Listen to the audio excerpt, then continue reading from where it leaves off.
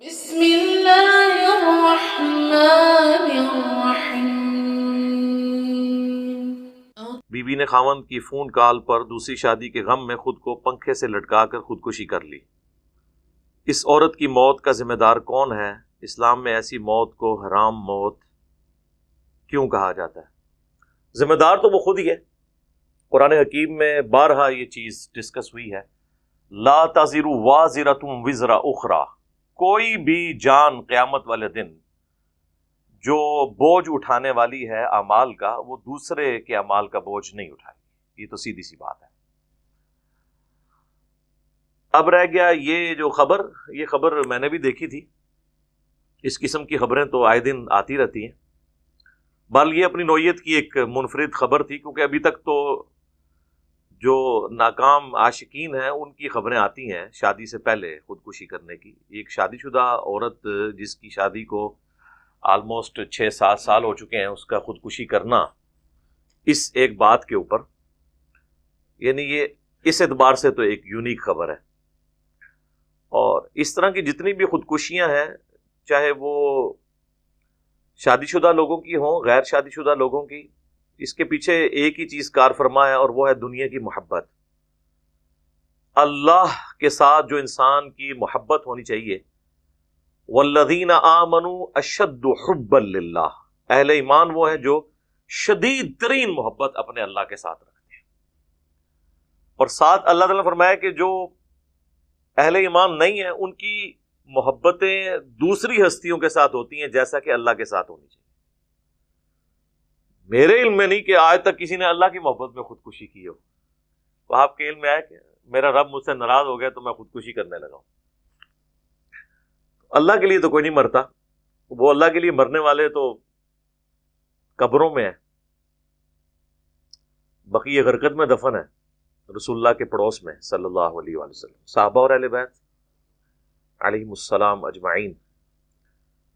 تو یہ دنیا کی محبت کے غلبے کی وجہ سے ایسے ہوتا ہے، اسلام کا فلسفہ پتہ نہ ہونے کی وجہ سے۔ اگر آپ دنیا کی زندگی کو سب کچھ سمجھ لیں تو پھر آپ کو دین کی تعلیمات کبھی بھی کامل نظر نہیں آئے گی، کیونکہ دین کی تعلیمات دنیا اور آخرت دونوں کو جوڑ کے مکمل ہوتی ہیں۔ اس لیے صرف دنیا کی ناکامی پہ واقعی انسان کو خودکشی کر لینی چاہیے اگر آخرت نہ ہو تو۔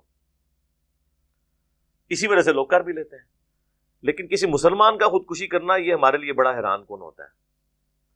بہرحال آپ ایک کریڈٹ دیں گے ان لوگوں کو جو تھوڑے بہت بھی دین کے ساتھ جڑے ہوئے ہیں نا، آپ دیکھیں گے کہ وہ خودکشی نہیں کرتے۔ امریکہ میں، یورپ میں آپ کو کتنی خودکشیاں ملیں گی، ان کے فوجی خودکشی کر لیتے ہیں۔ کبھی آپ نے پاکستانی کسی فوجی کے بارے میں سنا ہے اس نے خودکشی کی ہو؟ نہیں۔ اس کی ریزن کوئی اس کی پاکستان سے محبت نہیں ہے، بلکہ جو اپنے دین کے ساتھ اٹیچمنٹ ہے وہ ریزن ہے، وہ کمٹمنٹ ہے جو اس کو اس طرح نہیں کرنے دیتی۔ ٹھیک ہے، ہمارے ملک میں فوج کی جو مراعات ہے وہ باقی ملکوں سے بہت زیادہ ہے، لیکن یہ تو ایک پہلو ہے۔ رہا تکلیف والا ایک فیکٹر تو وہ باقیوں سے زیادہ گزر ہے۔ ہماری فوج میں لوگوں کو یہ تکلیفیں اٹھانی پڑتی ہیں، بڑی مشکل ہوتی ہے نوکری۔ یہ آپ کو جو چند ایک لوگ اوپر نظر آ رہے ہوتے ہیں نا یاشی کرتے، سارے بیچارے اس طرح کے نہیں ہوتے ہیں، بہت کم لوگ ہوتے ہیں، اور وہ بھی ان میں سے بھی اکثر لوگ یہ تکلیفیں کاٹ کے وہاں تک پہنچے ہوتے ہیں۔ تو یہ خودکشی نہ ہونا، اس کے پیچھے اصل فیکٹر جو ہے وہ ریلیجن ہے۔ کبھی آپ نے کسی مولوی کے بارے میں نہیں سنا کہ اس نے خودکشی کی ہو۔ لوگ کہتے ہیں شاید اس لیے نہیں کرتے کہ ان کا کھانا پینا لگا ہوا ہے، انہیں کوئی تکلیف نہیں ہے۔ ایسا نہیں ہے، یہ تو بڑے کم علماء ہیں جو عیاشی کی زندگی گزار رہے ہیں۔ جو عام ائمہ مساجد ہیں، ذرا آپ ان کا لیونگ سٹینڈرڈ بیچاروں کا دیکھیں، ان کی تنخواہیں دیکھیں، آج بھی 5,000 10,000 پہ نوکری کر رہے ہیں۔ اسلام آباد ایک آپ سمجھ لیں اسٹیبلش ہے ہمارے ملک میں، وہاں پہ بھی آپ کو ائمہ مساجد کی تنخواہیں 15-20 ہزار سے زیادہ نہیں ملیں گی۔ کوئی خطیب ہوگا تو اس کی 40 یا 50 تک ہوگی، ٹھیک ہے، ساتھ رہائش اور بجلی کا بل اور گیس وغیرہ وہ لوگ ادا کر دیتے ہیں۔ بہرحال پھر بھی آج کے دور میں مشکل زندگی ہوتی ہے ان کے لیے۔ لیکن ان میں جو سمجھدار ہوتے ہیں تو وہ تو آپ کو پتہ ہے کہ پھر وہ تو اس طرح آگے جاتے ہیں کہ پوری دنیا کو پیچھے چھوڑ دیتے ہیں. لیکن وہ چند ایک لوگ ہوتے ہیں، زیادہ تر لوگ مفلسی کی زندگی گزار رہے ہیں. لیکن اس کے باوجود آپ کو نہیں ملے گا کسی امام مسجد نے خودکشی کر لی تنگ آ کر، کیونکہ تھوڑا بہت دین کا سینس لوگوں کو ہوتا ہے. یہ لوگ جو ہے نا یہ دیندار نہیں ہوتے ہیں. صرف نماز پڑھ لینا دینداری نہیں ہے جب تک آپ کو دین کی روح کا نہ پتا ہو. ان لوگوں کو تو نہیں اندازہ ہوتا ہے اس چیز کا. میں کہتا ہوں جسے آخرت کے عذاب کا پتا ہو وہ کبھی بھی تصور نہیں کر سکتا خودکشی کرنے کا. مسلمان خودکشی کر ہی نہیں سکتا اگر وہ مسلمان ہے. صحیح بخاری اور صحیح مسلم دونوں میں یہ حدیث موجود ہے. اللہ کے محبوب صلی اللہ علیہ وآلہ وسلم فرماتے ہیں کہ جس شخص نے خودکشی کی وہ ہمیشہ ہمیشہ کے لیے جہنم کی آگ میں جلتا رہے گا. اور نبی الاسلام نے خالدین فیہا ابدا کے الفاظ استعمال کیے، ہمیشہ ہمیشہ کے لیے. اور پھر آپ نے اس کو کھول کے بیان فرمایا کہ جس شخص نے دنیا میں زہر کا پیالہ پی کر خودکشی کی، جہنم کی آگ میں اسے بار بار زہر کا پیالہ دیا جائے گا اور وہ اسی تکلیف سے گزرے گا. پھر اسے نئی زندگی دی جائے گی، پھر وہ اسی تکلیف سے گزرے گا. جس شخص نے اپنے پیٹ میں چھرا گھونپ کر کسی لوہے کے اوزار کے ساتھ خودکشی کی تو اس کے ہاتھ میں جہنم کی آگ میں وہی انسٹرومنٹ دے دیا جائے گا، وہ بار بار اسی طریقے سے خودکشی کرتا رہے گا. جس شخص نے اپنا گلا گھونٹ کر یا رسی سے لٹک کے خودکشی کی، نبی علیہ السلام نے ایک ایک چیز کو بریف کیا، زہر کو، خنجر کو، پھندا لگانے کو، ان ساری چیزوں کو الگ الگ آپ نے ذکر کیا کہ اسی طریقے سے اس پہ وہ والا عذاب مسلط کیا جائے گا. اور یہ عذاب دوزخ کی آگ کے علاوہ ہوگا، وہ آگ میں تو جل ہی رہا ہوگا، پیرلل میں اس پہ یہ عذاب مسلط ہوگا. اللہم لا تجعلنا منہم، اللہم انا نعوذ بک من عذاب جہنم ومن عذاب القبر ومن فتنة المحیا والممات من شر فتنة المسیح الدجال. دنیا میں تو آپ موم بتی کے فلیم پہ بھی 1 منٹ کے لیے ہاتھ نہیں رکھ سکتے. ویسے تو لوگ کہہ دیتے ہیں کہ پھیرا ہی لگے گا.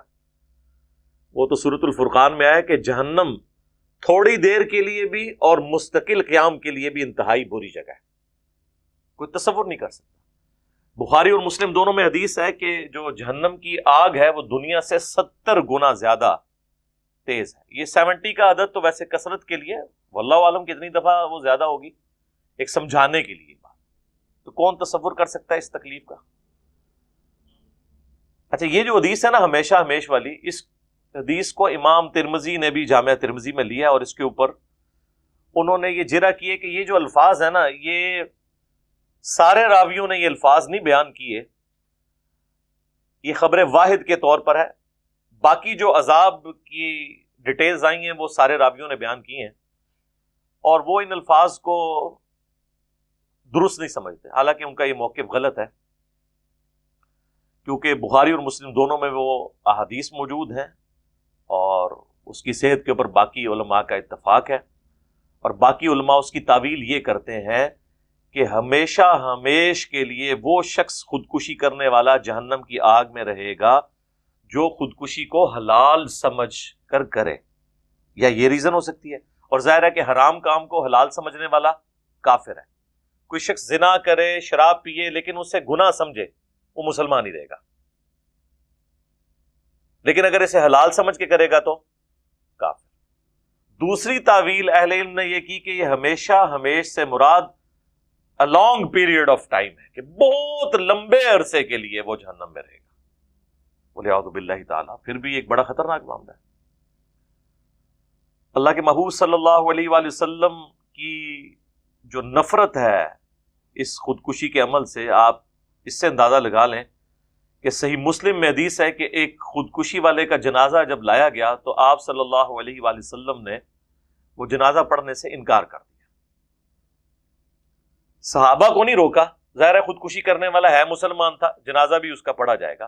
یہ بھی لوگ پوچھ رہے ہوتے ہیں جنازہ ہوگا، ظاہر ہے کلمہ گوا ہے، جنازہ کیوں نہیں ہوگا؟ دعائے مغفرت بھی ہوگی اس کے لیے، جنازے کی دعا بھی ہوگی. البتہ جو ڈومیننٹ ریلیجس لوگ ہیں جن کو لوگ فالو کرتے ہیں کسی بھی علاقے کے، وہ پھر ایسے شخص کا جنازہ نہ پڑھیں. 2008-9 کی بات ہے، میرے درس میں ایک اسٹوڈنٹ آتا تھا، 17-18 سال اس کی عمر تھی. دعوت اسلامی کے مدرسے سے وہ حفظ کر رہے تھے، بریلوی مکتب سے تعلق رکھتے تھے، کچھ عرصہ وہ درس سنتے رہے، یعنی وہ اس طرف آلموسٹ مائل ہو گئے تھے.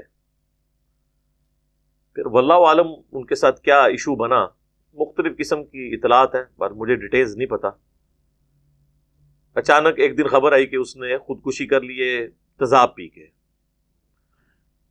یہ عام جو سویپ وغیرہ گھر میں ہوتا ہے نا، ٹوائلٹ صاف کرنے والا، ظاہر ہے کہ تیزاب تو آپ کو پتا ہے اس سے تو پھر ریکوری نہیں ہوتی نا. آپ تیزاب پی لیں تو پھر سارے آرگن ختم ہو جائیں گے اندر سے، تو دوبارہ ریکوری نہیں کرتے. باہر تیزاب سے آپ جو چیز جل جائے تو آپ دیکھیں اس کھال کا کیا حال ہوتا ہے، تو اندر آنتوں کا، اسی طریقے سے معدے کا جل جانا، تو ریکوری ممکن نہیں. پر وہ فوت ہو گیا، اللہ تعالیٰ اس کی مغفرت کرے.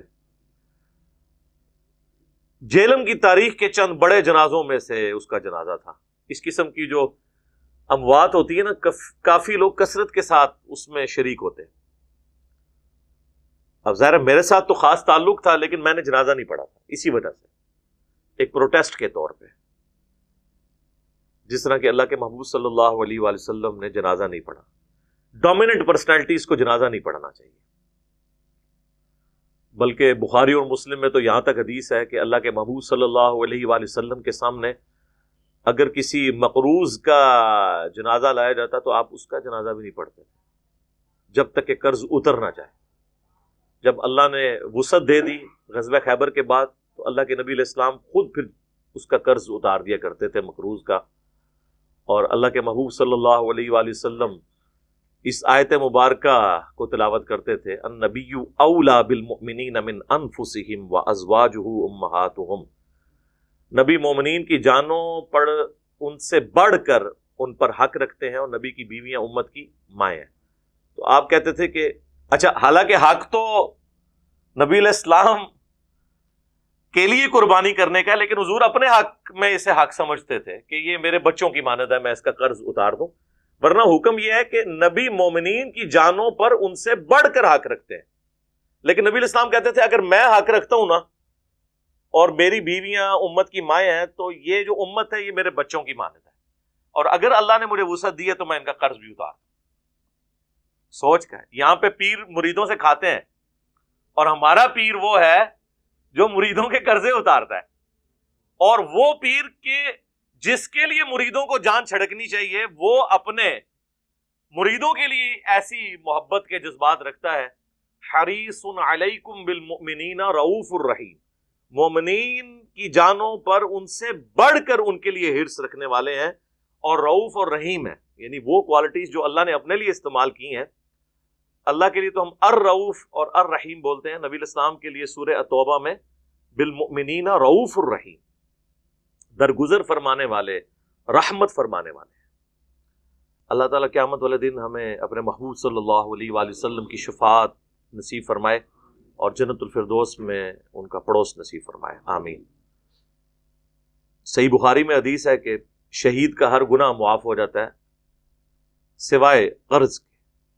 خیر یہ الگ سے ایک ٹاپک ہے.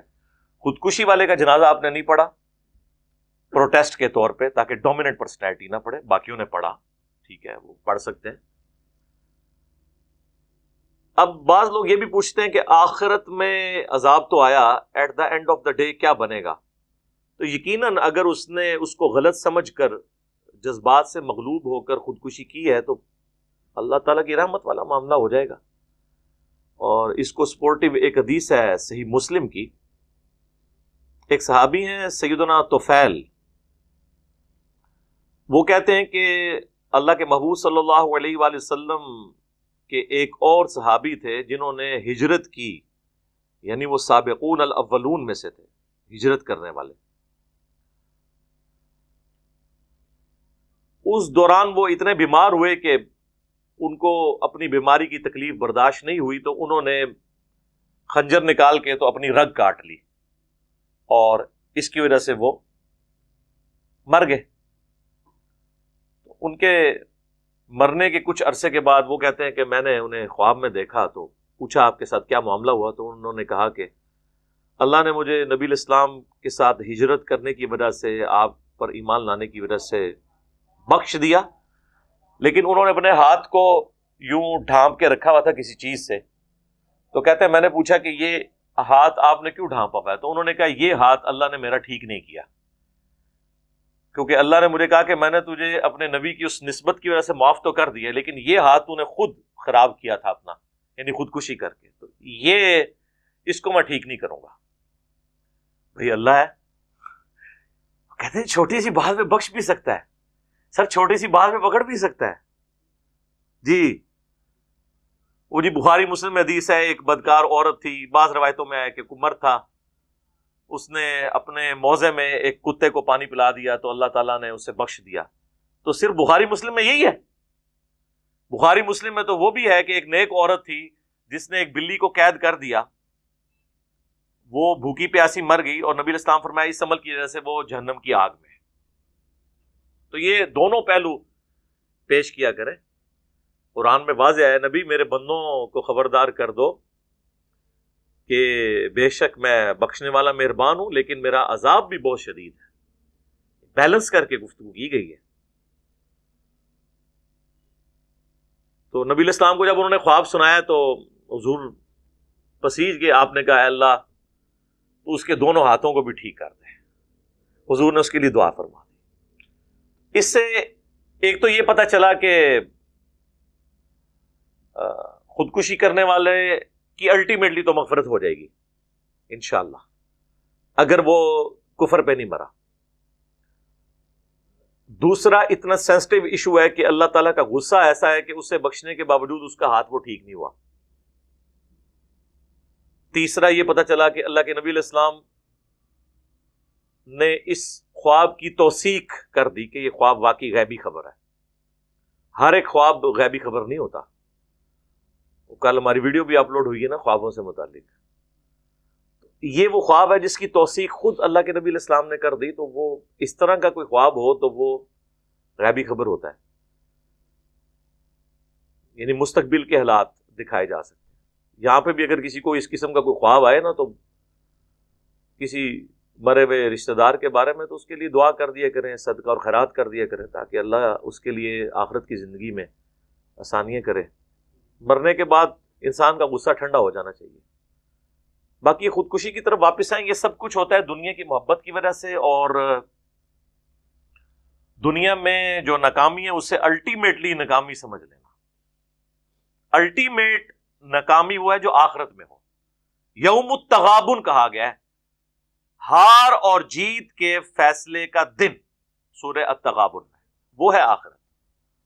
دنیا میں کوئی شخص لاوارث مر جائے اور فٹ پاتھ پہ اس کی لاش گلتی سڑتی رہے، اس کو کوئی کفن بھی نہ پہنا کے دفنائے، اگر وہ اللہ کے لیے مرا ہے دین واٹ، کوئی فرق نہیں پڑتا.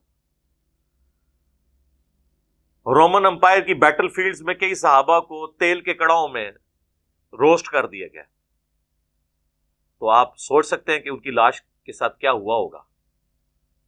لیکن آخرت تو بن گئی نا.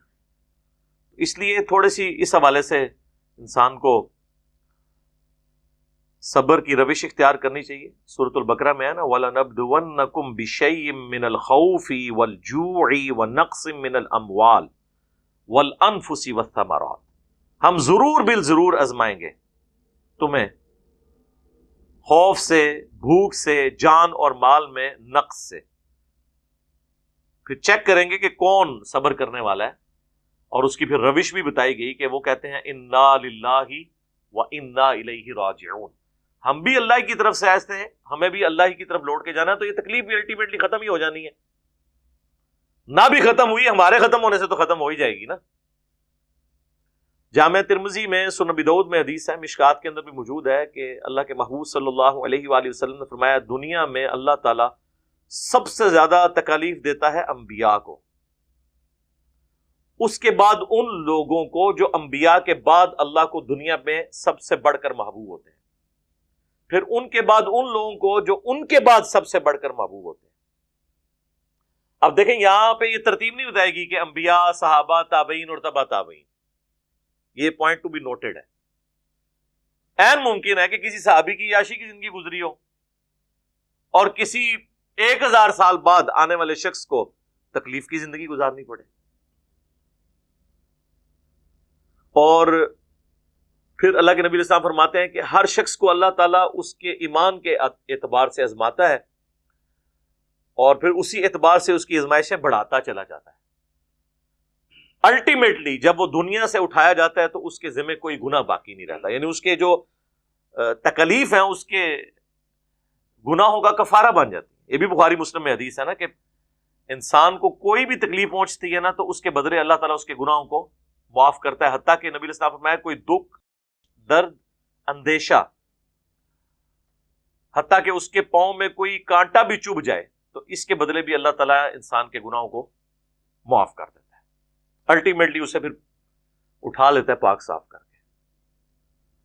تو آپ دیکھیں المستدرک للحاکم میں جو حضرت ابو ذر غفاری کے اوپر چیپٹر ہے نا،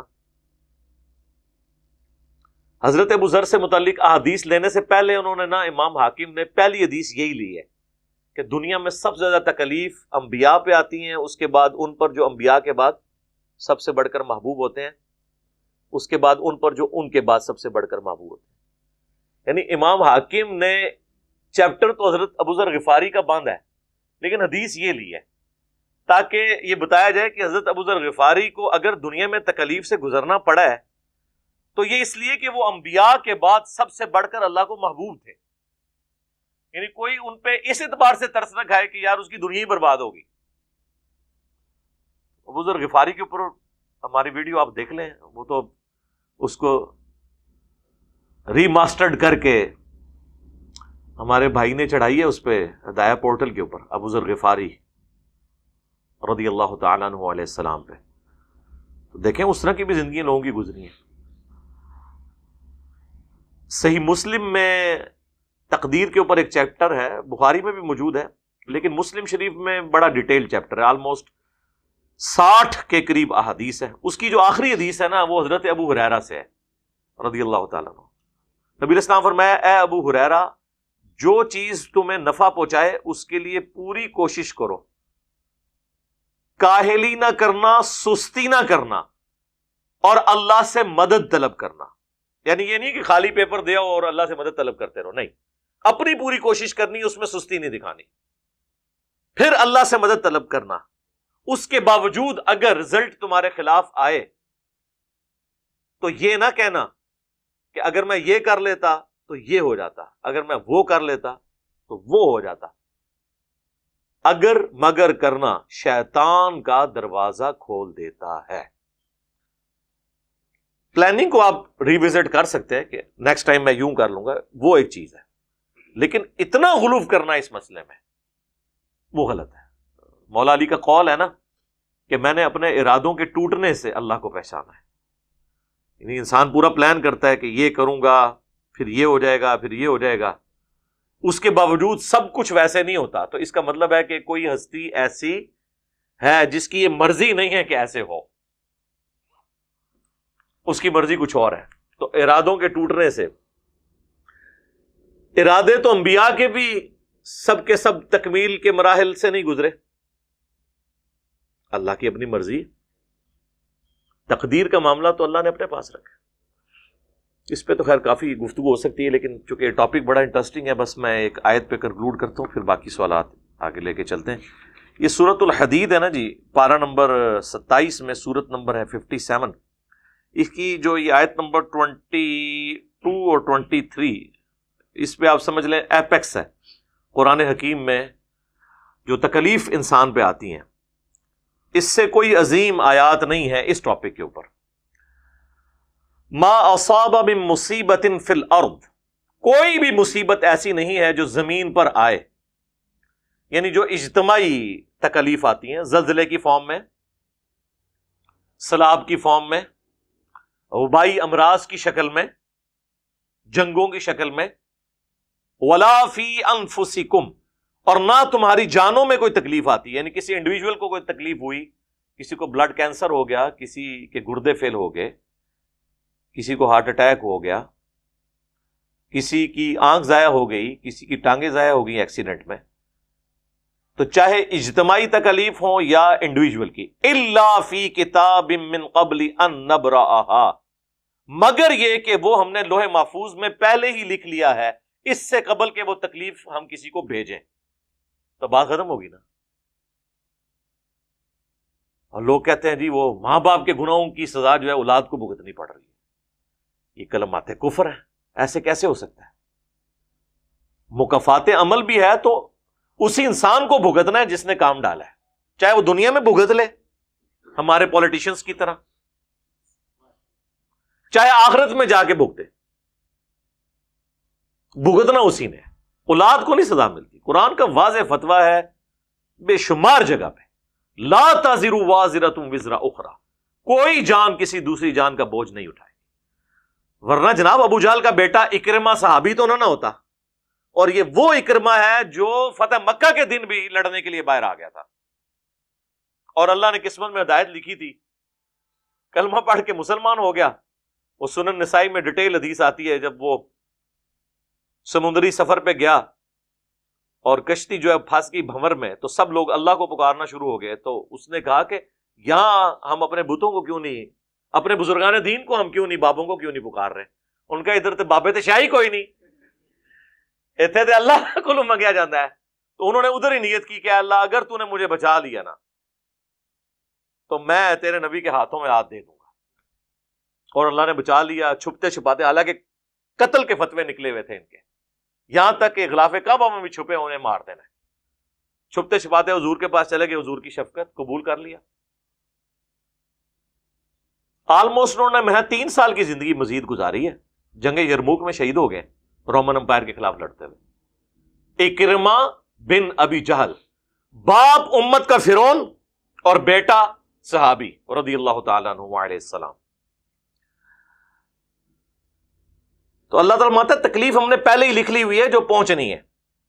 ان ذالک علی اللہ یسیر، بے شک یہ اللہ کے لیے بہت آسان ہے۔